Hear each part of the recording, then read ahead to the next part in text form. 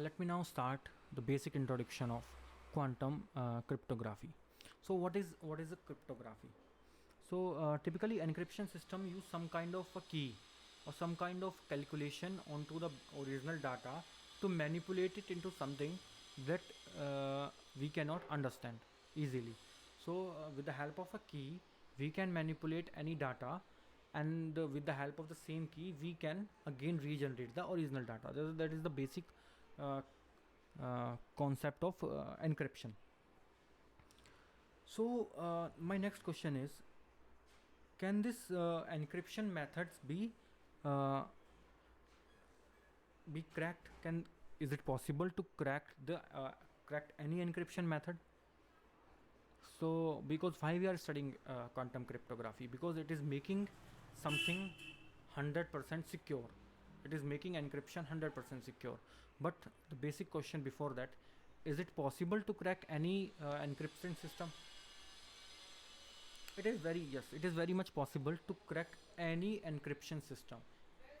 If we are using some key to encrypt some data and we are using the same key repeatedly, then it is very much possible that any difficult key can be regenerated. For example, I will give you a very famous example from the World War II, where Nazis created a very efficient Enigma machine, right, to code their messages. Because of that, because they were doing some bombarding for the allies, and they were using this encryption machine so that they can send their coded messages easily, and they were very sure that allies cannot detect their messages.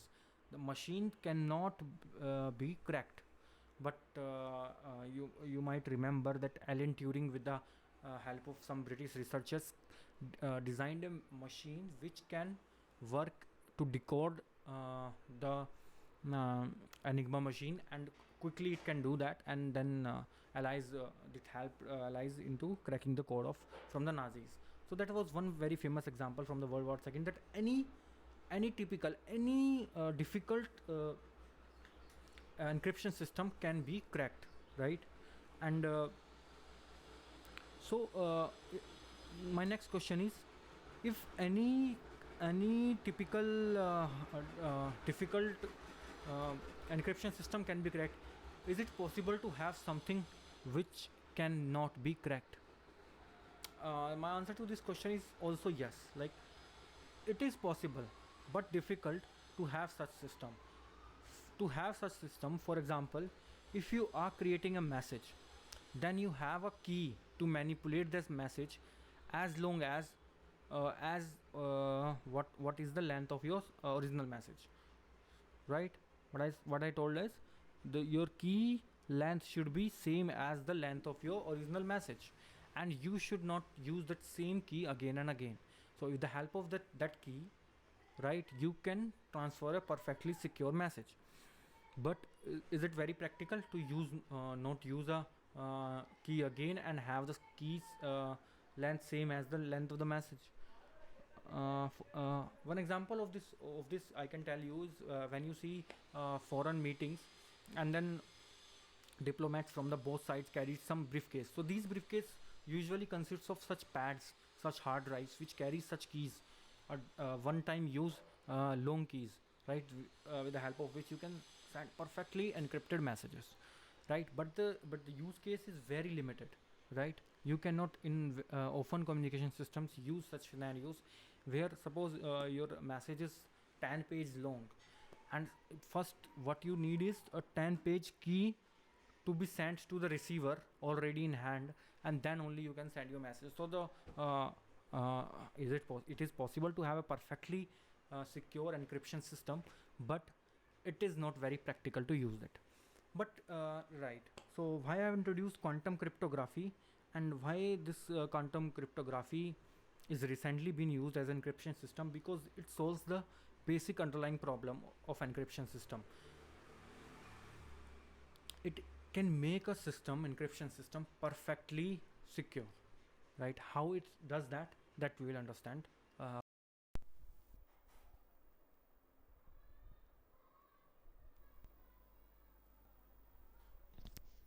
So I'll make you understand the whole concept of quantum cryptography with the help of three examples.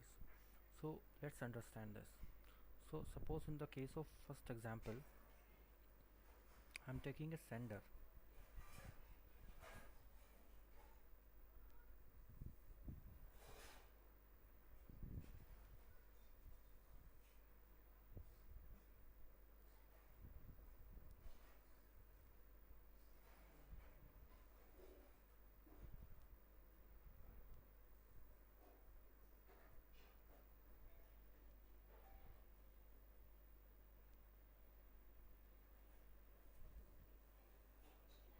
I have that one.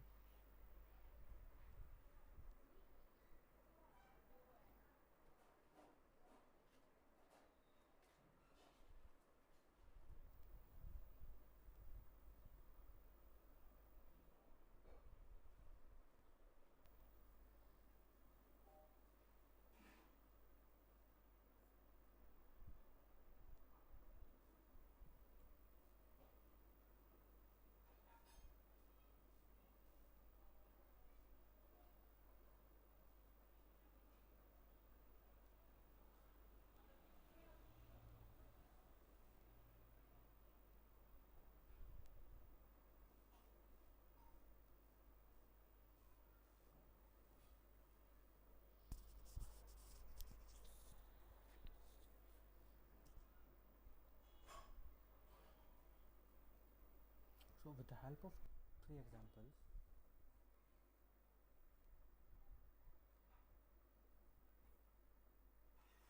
with the help of three examples,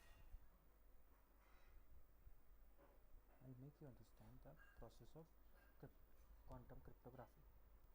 So let's understand the first example, where Alice is the sender and we have a sender Alice, we have a receiver Bob. Yeah, and the purpose is to Alice has to send the key to the Bob. Now Alice can randomly prepare some bits and randomly choose a scenario where she wants to send these bits with the help of some random polarizations. So let's say this example we had where she has chosen this polarization scheme.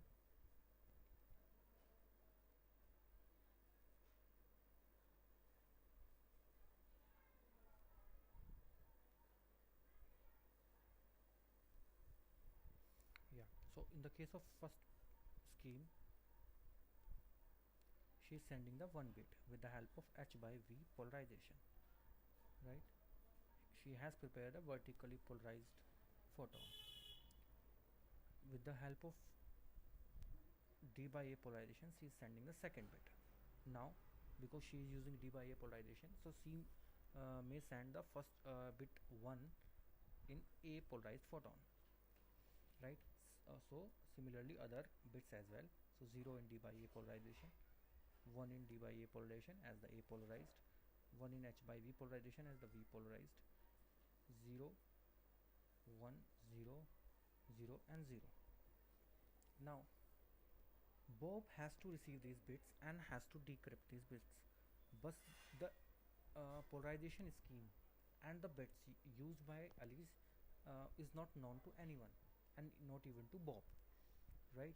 So Bob has to guess the polarization scheme used by the Alice.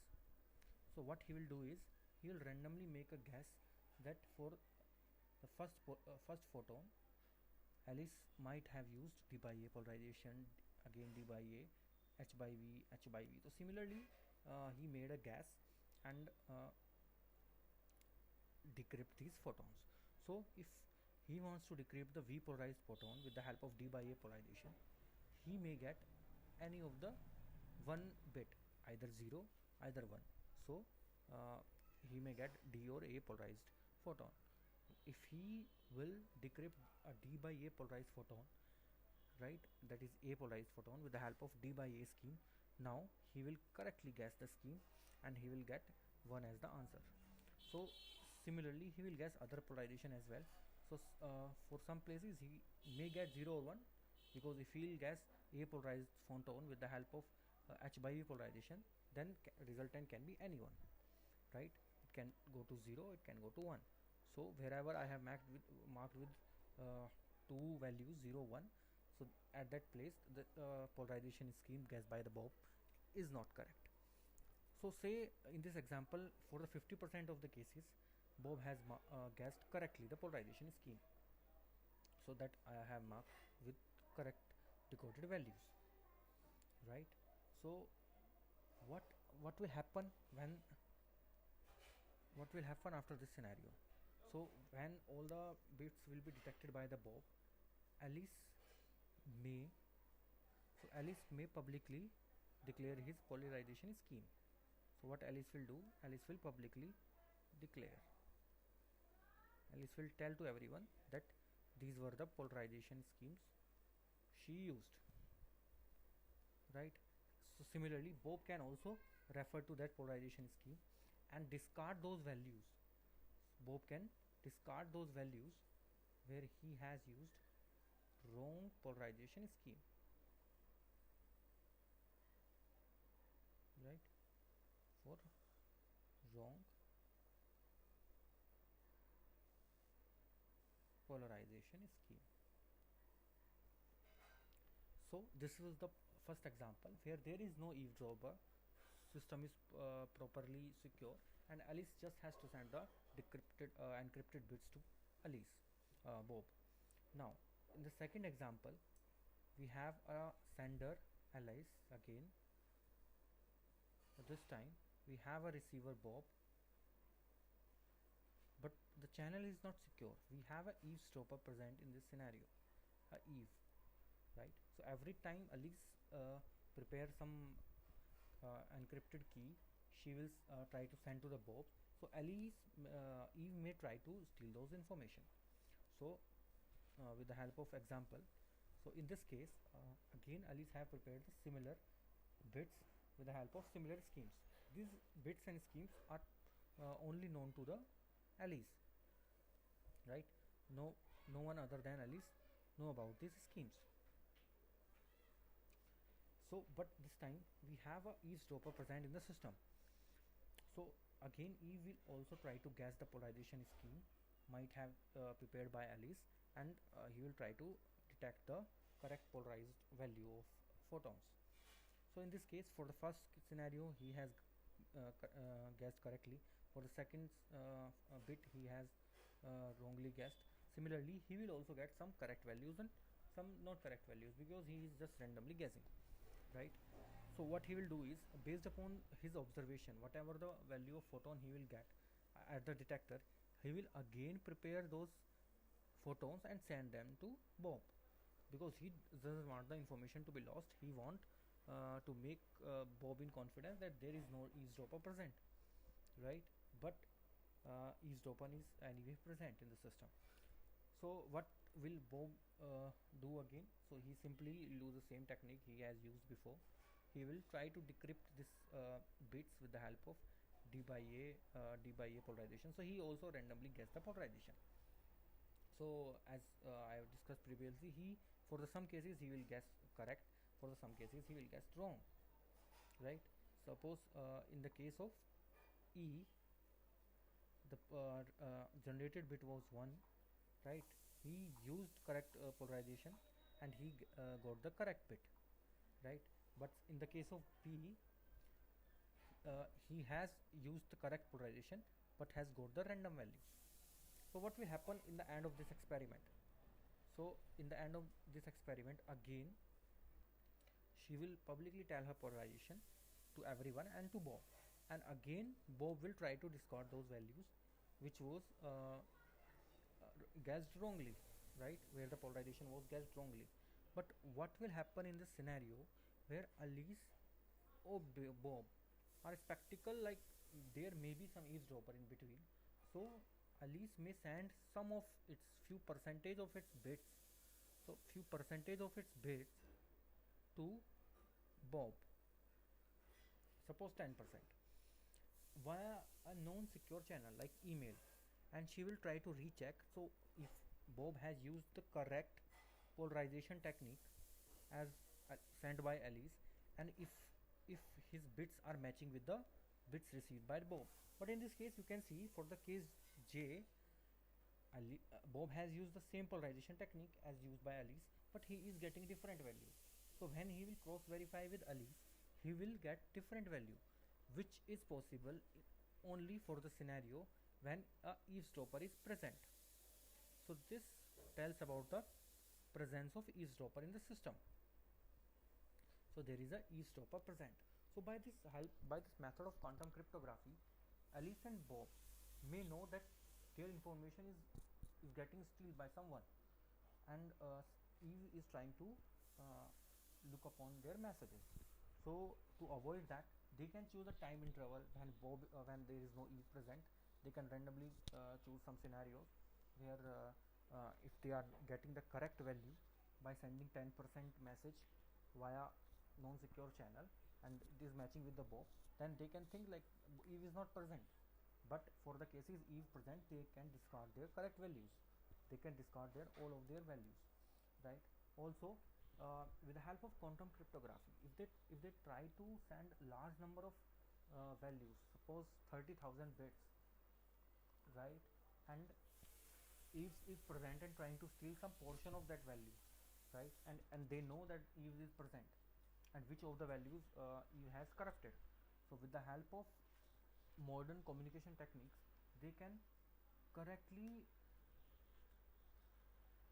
group the values which are not identified by Eve, and Alice may transfer with the help of large number of bits.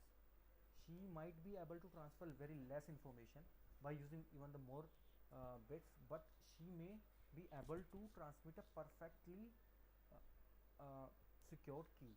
So that was the whole purpose of the quantum cryptography, where she can transfer the key perfectly, but she might need more number of bits to transfer, which is not a very huge disadvantage in this case, where the whole purpose of the scenario is to transmit the perfectly secured encrypted key.